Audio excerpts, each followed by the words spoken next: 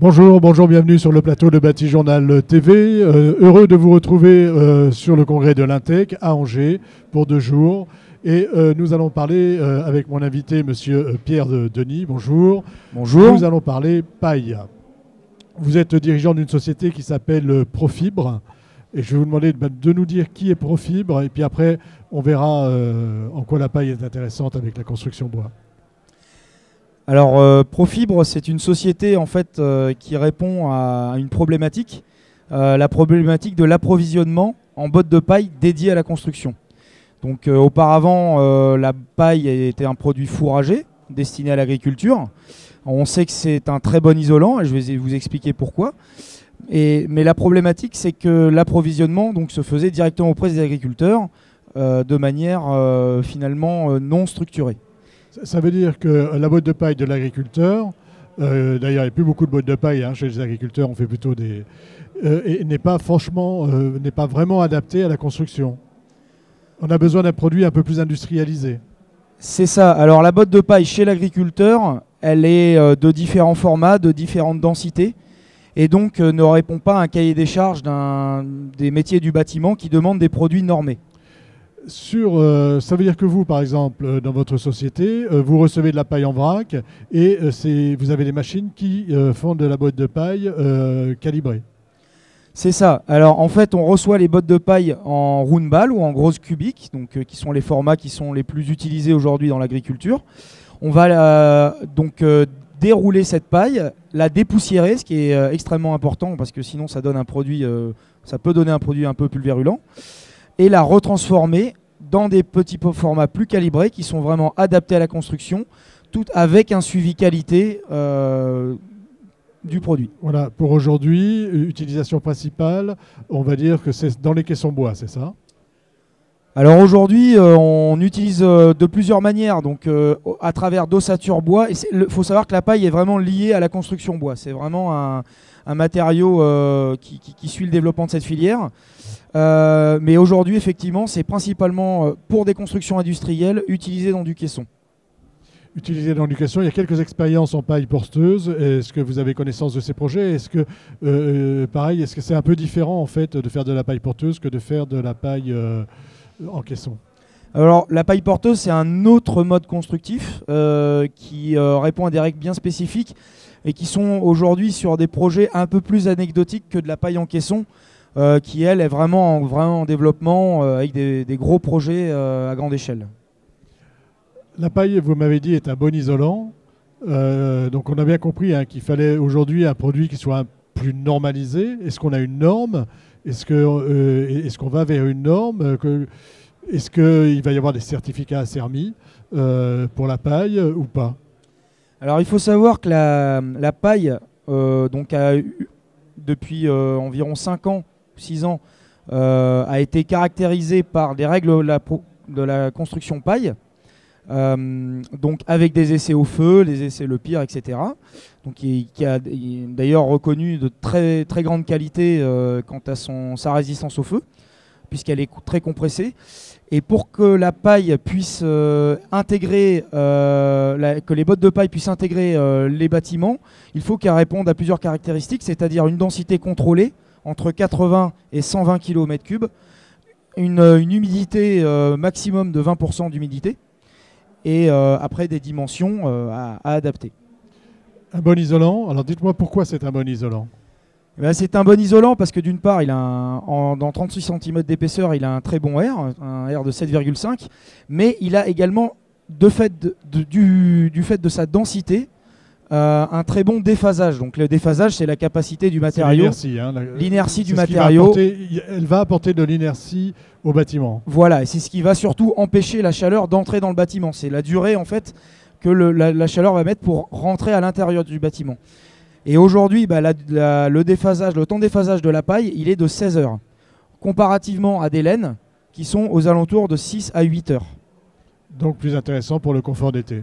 Absolument, on parle beaucoup de l'isolation des bâtiments contre le froid, mais il faut savoir que l'enjeu de demain, c'est la préservation, le confort d'été, la préservation du bâtiment contre la chaleur. On est chez les économistes de la construction. Combien ça coûte? Enfin, comment on inclut, on va dire, la paille dans un projet en termes de coût cette fois-ci? Alors, la paille en elle-même n'est pas un matériau qui coûte très cher. Nous, on la commercialise aux alentours de 15 € du mètre carré départ usine. Après, c'est le complexe de murs et la mise en œuvre qui sont variables. On a un partenariat donc, avec Steco et Signat pour un complexe de murs avec un prix déterminé. Autrement, chez un caisson bois isolé en paille tourne autour entre 180 et 220 € du mètre carré livré. Après, ça va dépendre en fait du constructeur bois, de son niveau d'industrialisation, parce qu'aujourd'hui, de plus en plus de constructeurs bois ont un niveau d'industrialisation élevé, avec énormément de machines, et donc peuvent faire baisser le coût de cette construction et de ces caissons bois. Dernière question sur les approvisionnements. Est-ce qu'on a assez de ressources aujourd'hui en paille? Est-ce que les agriculteurs, eux, l'utilisent, la paille fourragère, ils la font brûler, enfin il y a d'autres utilisations de la paille. Est-ce qu'on va en avoir assez? Et il y a une autre question derrière ça. Les gens qui s'intéressent à la construction bois, ou en tout cas les particuliers, s'intéressent aussi souvent, ont souvent une approche, par exemple, sur le bio. Est-ce que vous avez de la paille bio? Est-ce que vous faites la différence entre paille bio ou pas? Alors, ce qu'il faut savoir, c'est... Pour répondre à la première question, sur l'approvisionnement, sur la ressource, ce qu'il faut savoir, c'est que principalement, la paille aujourd'hui, elle est produite donc soit pour servir de litière en élevage, soit pour servir d'amendement au sol, c'est-à-dire qu'elle est broyée ou brûlée. En termes de ressources, pour nos fameux 500 000 logements qu'on nous promet chaque année, 10% de la production annuelle française de paille de blé suffirait à isoler ces logements. Donc on est quand même sur un prélèvement qui est anecdotique. Et ce qu'on n'a pas dit, c'est une ressource totalement locale. La paille est une ressource locale parce qu'on en produit partout sur les territoires. La paille peut être un peu des fois sur des secteurs en tension, parce que suivant les territoires, elle va être plus ou moins utilisée, si c'est des territoires à élevage, mais elle est quand même, selon les années, une ressource extrêmement abondante. Sur cet aspect, il y a deux aspects sur lesquels je vais vous embêter. Il y a l'aspect agriculture intensive. La paille est un matériau issu de l'agriculture intensive qui est de moins en moins bien accepté aujourd'hui. Et est-ce que les promoteurs, les maîtres d'ouvrage ne vont pas vous dire mais vous êtes bien gentil, mais on a quand même un produit qui n'est pas très vertueux finalement. Même si on dit qu'il est vertueux, finalement il n'est pas si vertueux que ça. Et surtout, je reviens sur le bio, est-ce qu'il y a des gens qui vous demandent de la paille bio tout simplement? Alors, ce qu'il faut savoir, c'est qu'aujourd'hui, il y a énormément d'agriculteurs qui sont passés du mode intensif au mode raisonné. Nous, nos convictions écologiques nous poussent à tendre vers le bio. Malheureusement, aujourd'hui, il y a trop peu de surfaces agricoles qui sont dédiées au bio. Et cette paille bio, elle, va retourner plutôt à l'élevage. Donc, on privilégie plutôt le retour à l'élevage plutôt que dans les bâtiments. Après, l'agriculture raisonnée en soi est déjà un premier pas fait pour les agriculteurs, parce que le métier d'agriculteur est quand même un métier assez dur, assez spécifique, et du coup c'est compliqué pour eux de changer d'échelle comme ça, puisque pendant longtemps on leur a... Oui, on leur a appris à faire quelque chose, il faut du temps pour le changement. Exactement, le changement, il faut comprendre que ça ne peut pas se faire d'un seul coup. Et d'autre part, au niveau des demandes des promoteurs, etc. Ce qu'il faut savoir, c'est que le monde du bâtiment, enfin vous devriez le savoir, je pense aussi, mais revient d'extrêmement loin. Quand on voit le coût carbone des fabrications du béton, des laines minérales, etc., la transformation que ça demande, Oui, parce que c'est quand même le sujet principal d'aujourd'hui. Voilà. On n'a pas abordé carbone zéro. Carbone zéro, nous, la paille, elle stocke du carbone. Elle stocke l'équivalent de 15 kg de carbone au mètre carré. Et immédiatement. Immédiatement. C'est-à-dire que la production de la paille avec les tracteurs, sa transformation, nous on utilise des machines, mais on utilise très peu on utilise juste de l'énergie électrique pour la transformer, mais c'est tout.